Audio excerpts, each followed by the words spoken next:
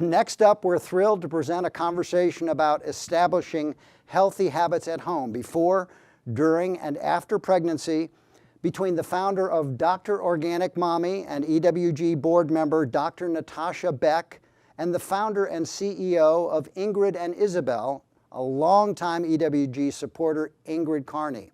Then after that conversation, don't go away. Stay tuned for a 5-minute yoga and meditation break led by EWG toxicologist and registered yoga teacher, Lexi Temkin. Then it'll be back to me. Thanks so much.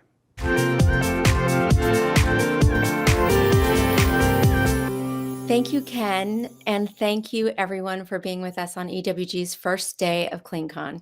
We just heard from Ken and BJ about how we establish important habits, health habits, starting with small changes. And I think both Natasha and I are flattered to be invited to speak with you today about taking that into the real world, particularly before pregnancy, during pregnancy, and after. So Natasha, you and I never have met in person, but I am so thrilled to finally meet you. I've heard so much about you through EWG. I thought maybe we could kind of introduce ourselves to the world and to each other and learn how we became a part of the EWG story. I love that. Thank you so much, Ingrid. So first and foremost, I'm a mother, a mom of 3 with 1 on the way and pregnant with my 4th. And I've been an EWG member now for a couple of years. And the way I found EWG, honestly, was through my own research when I was investigating the environmental toxins when I had children, because my son, who's my oldest, was hospitalized for a month when he was 7 weeks old. And before that, I had already been into, organic, more natural living, as I found that food was such an important part of the equation when I was working in clinics, over at county hospitals, and noticed the impact of diet on our behavior, on our cognitive abilities, et cetera, et cetera. But it was really all of the resources that EWG offered that really resonated with me. And so I reached out to Ken, who I absolutely love, and got my husband on board as well. And now we're just such huge fans and trying to help EWG continue their amazing work and spread the word and help do so much good in this world. What about you, Ingrid? I love your story. I can't believe you have 3.5, almost 4 kids. I bow down to you. Good for you. I wish I had 4 kids. I found EWG very early on, when they had just completed a study called 10 Americans. I was a mom with 2 young children, 2 girls. I was invited to go to this talk, and I didn't know what it was about. I just followed my friends. It was almost like a days out with a few girlfriends, and it was a packed house. So packed that people were spilling off into a side room, and they had to set up a projector so that in that room they could watch Ken, the speaker, in the main room. And by the way, the main room was a massive hall that held a minimum of 200 people. I don't even know how many people were there, but it was a lot. I decided to stand because I felt like I needed to see Ken directly. And that study just blew me away. And it happened at a time when I was learning about my own children's learning differences. So there was a big resonation there. Ken spoke about these 10 Americans that we didn't know who they were and the toxins that were in their body. And at the very end revealed that these 10 Americans were unborn fetuses. And that just shocked me. I needed to commit to EWG. I needed to know more. And selfishly, it was because of my girls and what we were learning about their learning. And through, I would say, the knowledge of EWG and our awareness and trying to do things at home, and then also tending to their needs at school, I began to see that there has to be a link between, the way we raise ourselves as pregnant women and then new moms and then our children and how they're produced and how they thrive in the world. So it's been a long road with EWG. I've participated in supporting their Earth dinners in San Francisco, where I'm from, to raise awareness, to generate interest, and to raise money to support the organization so that they can bring more information to people like you and me, and as many people who don't know about EWG as possible, because the information is vital, as you learned and as I've learned. So here we are, two moms, but also in the business of serving parents, for me before and you during and after. Yep. So, the thing with my company, I thought of this thing called the Bella Band, which holds women's pants up. And it was a simple little solution. And you have it on right now. Oh my God, yeah. As well as their tank tops. That's great. That's great. Thank you. Pleased, flattered. And I'm glad it's working for you.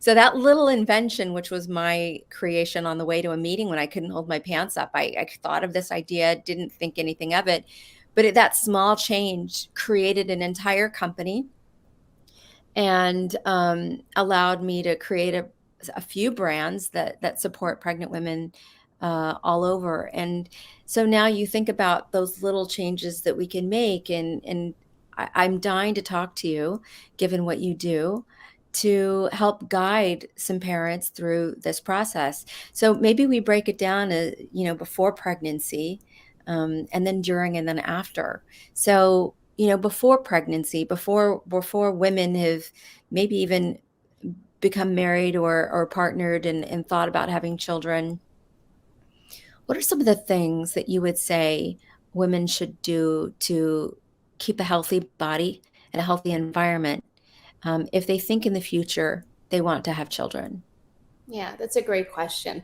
I think first and foremost, everybody needs to recognize that they're in a different point in their journey, and that social toxins can actually be worse than chemical ones. And by what I mean by that is that worrying about it and being overwhelmed by all of the information out there, you don't want that to take over. So just when you know about something, when you know better, you do better, and tackle one thing at a time, because there's a lot of different things you can always start to change. So what I like to start with is your water, your air, your food, and then we kind of get into some more environmental toxins, such as like your cookware, your cleaning products, and your beauty products, etc. Now, when you start with your water, what's the big deal about water? There's a lot of different things that can be in your water. Everything from lead to chlorine to PFAS, and you can't get rid of it unless you filter it, and not everybody's able to. So what EWG has created, which I love, is a water database where you can just type in your zip code, out pops the information needed in your area and what filtration system is best depending on various budgets. So I love that they provide that. And so that's someplace that I always tell people to kind of start. Then with your air, an air purifier is great because the indoor air can actually be worse than outdoor air, which is so shocking. I think that is shocking, right? You would think, well, outside would be worse. No, it's inside, because we've got everything from all these volatile organic compounds to formaldehyde that's in the carpet, that's in your MDF wood and the carpentry of your cabinets. So it's just a lot. And so if you can't actually afford an air purifier, open your windows, leave your shoes outside. Those are simple solutions that are free, that you can implement immediately before investing in an air purifier. My favorites personally are IQ Air and Austin Air. I think those are great, but they're investments, and they're expensive. So I like to think about what are the simple things you can do that are free, and what are the things that you're working towards investing in. Right. And so when you say leave your shoes outside, do you mean all of our shoes or do you mean just the ones I wore today? I forget I'm speaking to the fashion guru here. I have a lot of shoes. So I always recommend if you're wearing a nice shoes, to pick them up and actually bring them inside. You don't want to track whatever you were walking around. You've got all kinds of bacteria like C. diff and all these viruses, dog poop, pee on the floor, everything that you're walking on and just bringing into your home, especially when you start to have little kids, and they're crawling on the floor, they're just picking all of that up. And so you don't also want to breathe that in as well.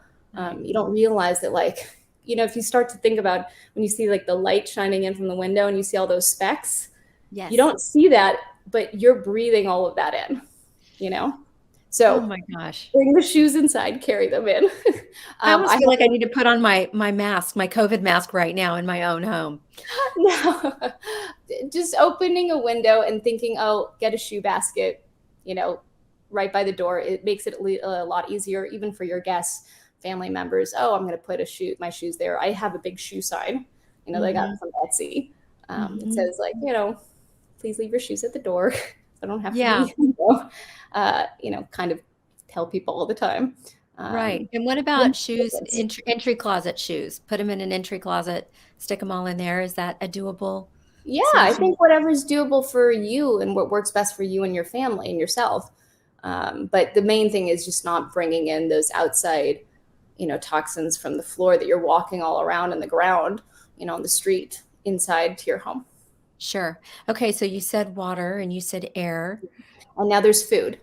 So this is all encompassing under our health, right? So food, EWG puts out a great, clean dozen, dirty dozen of, organic foods. What can we buy that's not organic, that doesn't actually, seep into our food? And I think that's a great place to start. If you can't afford to go all organic, which most people unfortunately cannot, it's still shocking to me that like the price of soda has decreased over the years, but the price of produce has increased, which just boggles my mind.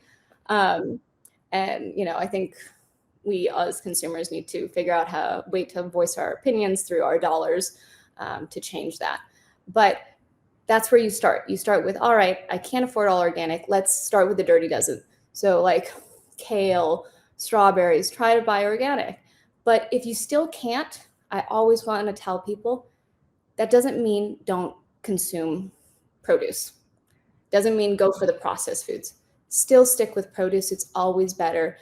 Try and cleaning your produce a lot more. Throw in a little bit of apple cider vinegar or baking soda, washing it more thoroughly. There's simple steps that you can do if you can't always even buy things from, the dirty dozen that you want to get organic.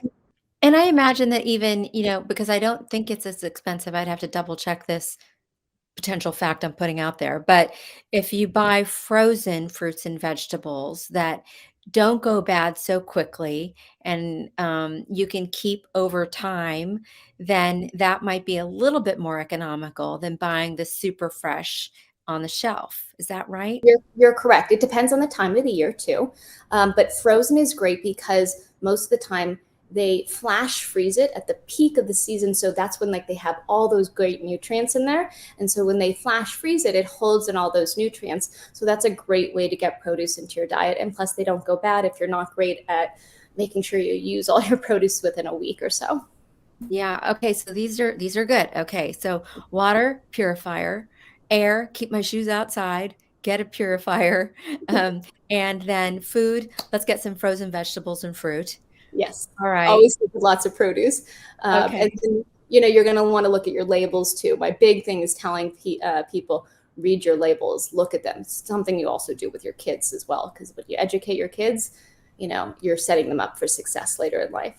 Sure. Now, beyond food, then we're going to look at our environmental toxins. I like to start in the kitchen and try to use materials that are better for you. So swap out all the plastic when you can. Why plastic? There's a lot of endocrine disruptors that are in plastic. So when you heat it up or anything that's acidic that you put in plastic, it leaches into your food, unfortunately. And that can actually really impact your fertility. And we're seeing that now. Our fertility rates are astronomical in terms of like all these women and men having difficulty conceiving. Right. And a lot of it has to do with, everything's BPA free now.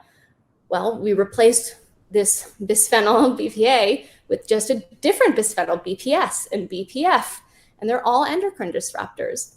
And so if you can avoid plastic, I always recommend switching to glass. It's a better investment because they last longer. The plastic Mhm. always breaks down, I find. And you don't want that in your body. And it's the same thing that goes for babies too.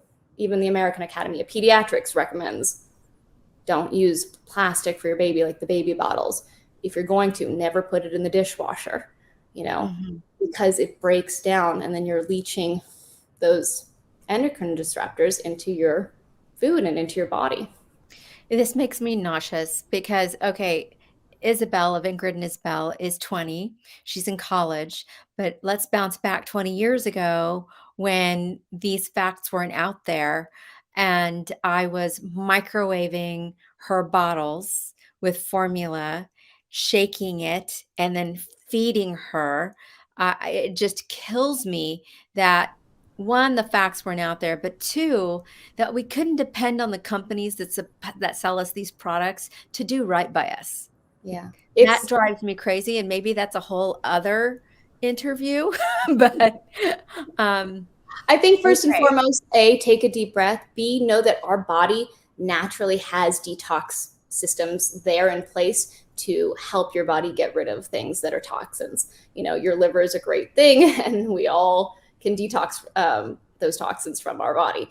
Yeah, So you don't want to worry. What you want to do is, what can we do now? So talking to your daughter about what changes she can make in her life now, sure. and just going forward. You never want to look in the past. And I talk about this with a lot of things because you can't change it. What you can Right. do is you can learn from it and then move on.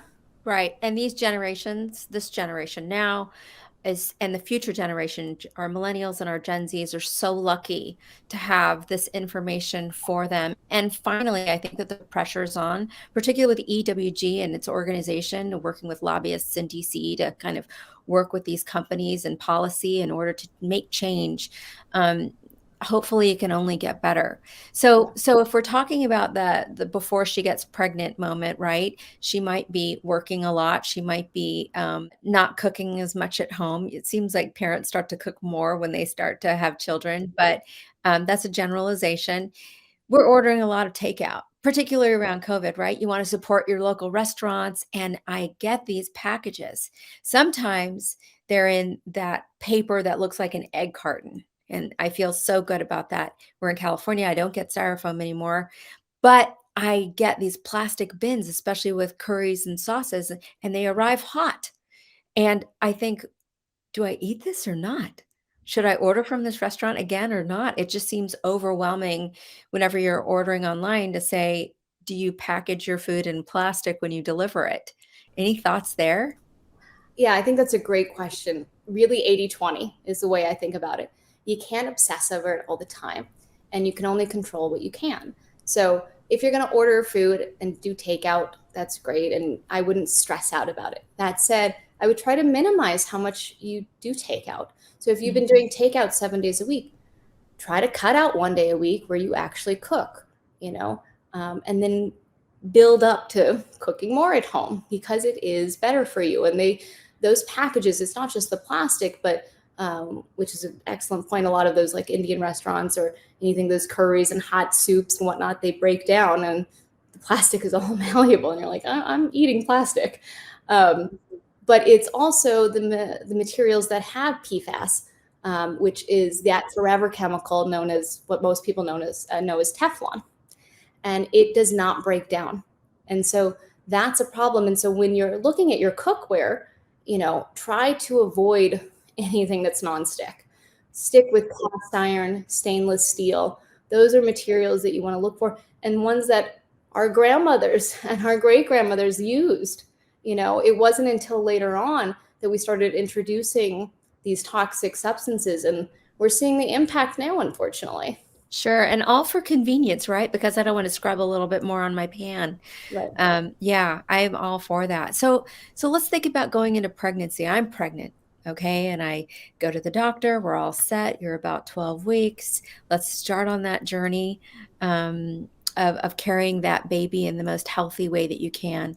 Aside from what you've just mentioned about pre-pregnancy, anything you would add to the process? Anything further mom should be thinking about? I think that's a great question.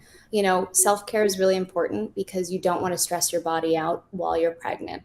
You know, stress has been shown to lead to a number of things, of impacts on the fetus. So whatever you can do to really remain calm, whether it's meditate, go outside and get your feet barefoot, walk on the ground, you know, set, you know, a natural rhythm to your day where you are waking up with the sun, going to sleep when it's dark, you know, that's really helpful, I think, and changes your mindset about how you look at the day.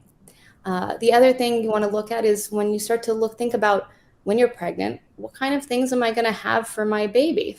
You know, let's look at your registry. Let's look at, you know, what are the products out there? And that's what I found that was so overwhelming for me, was that there was so many companies and there was so many products, and you didn't know, well, which one had flame retardant, which one didn't have PFAS like coated all over it. And you didn't know, and it takes a lot of time. And so I actually created a baby registry that's like a non-toxic baby registry for that purpose, because it was just too much, you know, and I wanted to share that information for free to moms so that they could have a place of resource to figure out, okay, here's what I should be looking for. Here's some products that she likes, you know, and I can go off of that list. I love that you did that. Please tell me you're working with retailers. Not working with any retailers. I just go and I look at the companies. I email them tons of questions. I'm sure they're constantly annoyed with me, and they have to get my approval. And then I actually buy the products and see if I like it. Okay, well, I know a few retailers, so we should talk after, Yes, because I'm sure you do. I mean, that's the thing, is everybody's doing it by their phone or they're doing it online, and they're doing it quickly. And it would be great if you were able to partner so that people like me and moms could go online and just know that they're in a safe place and picking the things that someone like you is recommending, so that they don't need to do all of the research too. If you've done it, that's great. I think that's the hard part out there, is just that it's just so overwhelming, you know, especially with all the baby products, and like, what do you need? And, you know, you really don't need that much stuff, you know. I know. It's old that you need all of this stuff. It is overwhelming, and it's one of the reasons why, for at least at my company, we're adding a component to our business where we're bringing in other products on our site, And I'm but we're so vetting. excited to try them. Yes. But we're vetting them. And so there's product we make, and then there's product that we don't make. But we run a certain standard for us. And for the products that we don't make, we're running it through that standard as well. So we want to carry the best in class, and we want to carry a product that is safe and healthy for mom. When it's not an apparel piece, yes, but non-apparel, the same. So it's overwhelming to see the sea, and I'm a huge Amazon customer, but it's overwhelming as a mom to go and see a sea of product and not know if it's run through the criteria that you need in order to make a safe and healthy choice for yourself.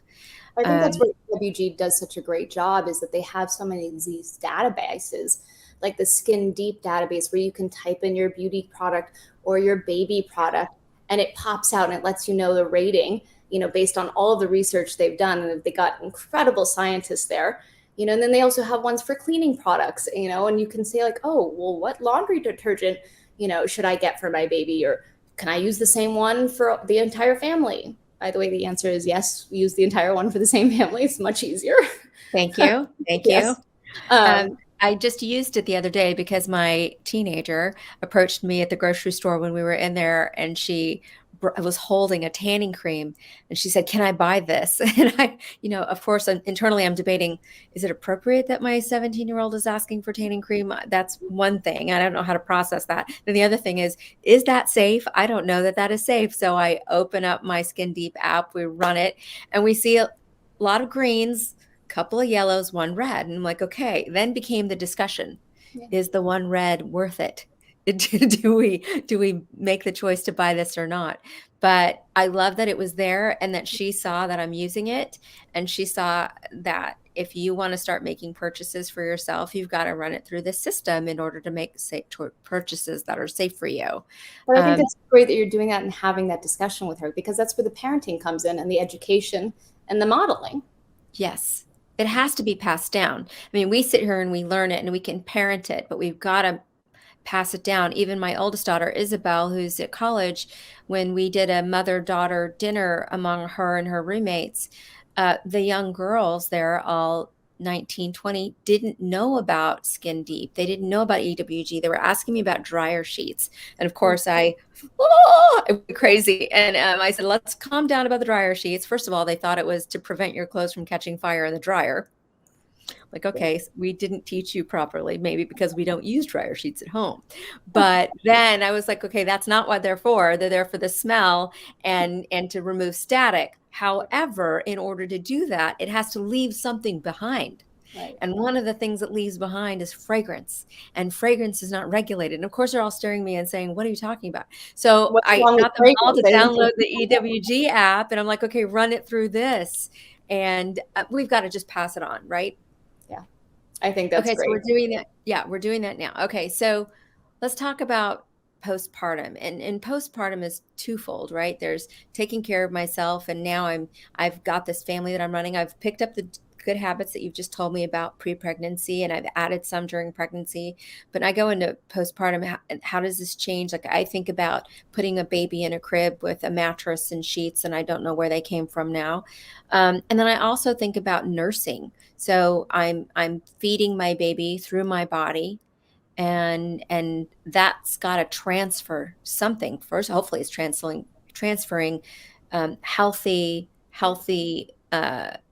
food that I'm feeding of me. But what else are we feeding our babies when we nurse, and how do we keep that as safe and clean as possible? Well, luckily there's great options for formula as well out there, and there's coming out with new products like Bobby and Laluga that I love if you choose not to breastfeed or if you can't breastfeed. So that's great that they're trying to get better formulas out there. So always research your formulas. With nursing, I think the best thing is to really be mindful of what you're eating. What you put in your body, you're definitely giving to your baby. This is why, if you eat something spicy, you're going to see it in your baby. Your baby's going to react to it. If you consume a lot of caffeine, you're going to see it in your baby. So just being mindful of what you're putting into your body is going through to your baby. And that's why there's a lot of allergies out there. I've seen blood in the stool, or my baby's got eczema, and then you realize you have to cut out dairy. You have to cut out gluten, and those are actually they seem overwhelming to cut out, but they're actually not. And it's unfortunate because, like, when you look at the food chain, the food pyramid, rather, not the food chain, the food pyramid, dairy is a big component, and it shouldn't be. It should be a really small component because it can be inflammatory, and of course, I think everybody loves their cheeses and whatnot, but there's a lot of great alternatives out there now. And so you just have to look at your labels, and so being mindful of what you give yourself gets passed down to your baby. And then also the materials that you use, try to stick with glass bottles. I love the Even Flow glass bottles, Life Factory glass bottles, and they're sturdy. You can even put a silicone sleeve on them if you're nervous about that with your baby. And then that there's no leaching going on. Yeah, I love this. I feel like you've broken down the topics that we need to pay attention to. They seem achievable, although it's so hard to say I'm going to be gluten-free or I'm going to reduce my cheese or my dairy in my house. I try, but then all of a sudden my husband comes home with, a cheese pizza, and I want to eat it. It's got gluten and it's got cheese. It's all about 80-20 again, 80-20. Like, you can't control it all the time.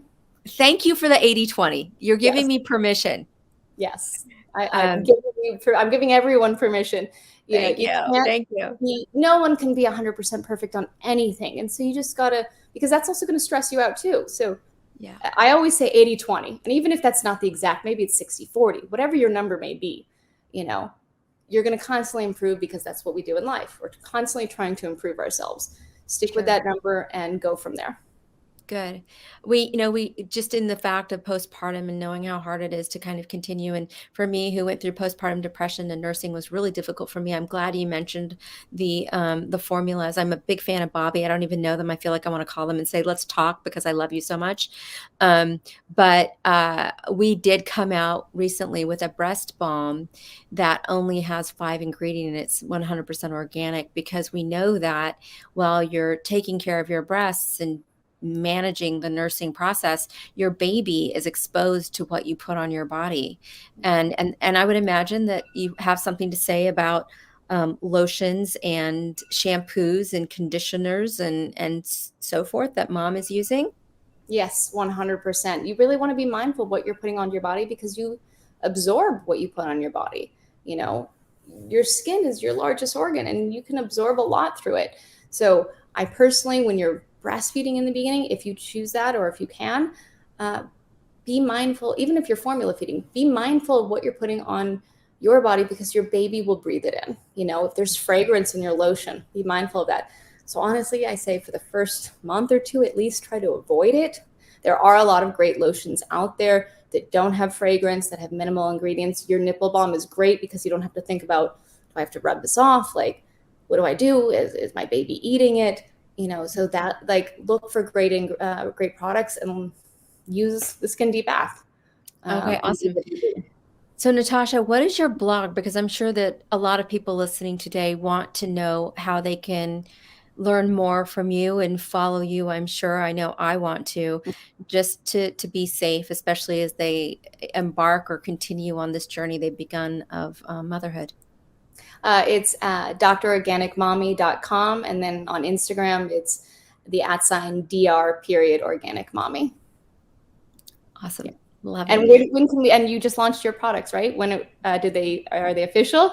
Yes, they just launched a couple of weeks ago. It's so exciting. It was, oh my gosh, it took so long to get it done because we were meticulous in what we were putting together, and we were very specific. And it's hard to do that, particularly when there's so much skincare out there now.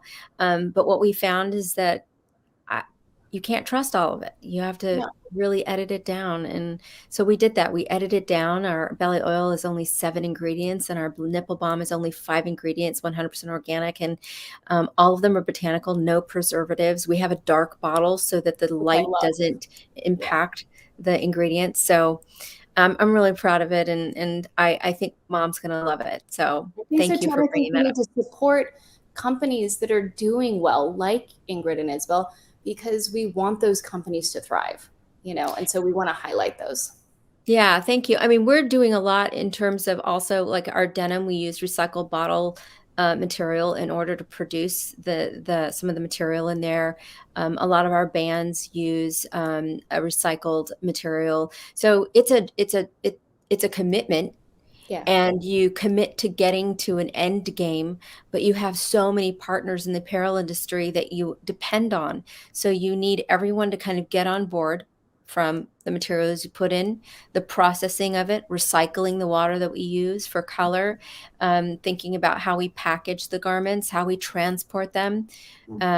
It's a big, long supply chain of partners that need to get on board. And as long as myself and companies are committed to making change, and we get the industry to give us permission to take the time to make it happen and do it well, then we'll get there. But you need companies to commit, and we're 100% committed.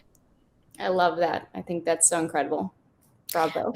I loved talking to you today. I know you're in LA. I'm in San Francisco. I'm in LA often. I swear I'm going to reach out and get together, because I would love to just talk more about this topic and both of our relationships with EWG, and just speak in person, maybe from a distance with COVID, but in person.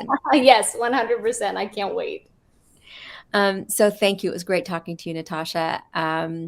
Everybody, I hope you continue to enjoy CleanCon. I'm so excited that EWG is doing this, and I'm going to turn this back over to Ken.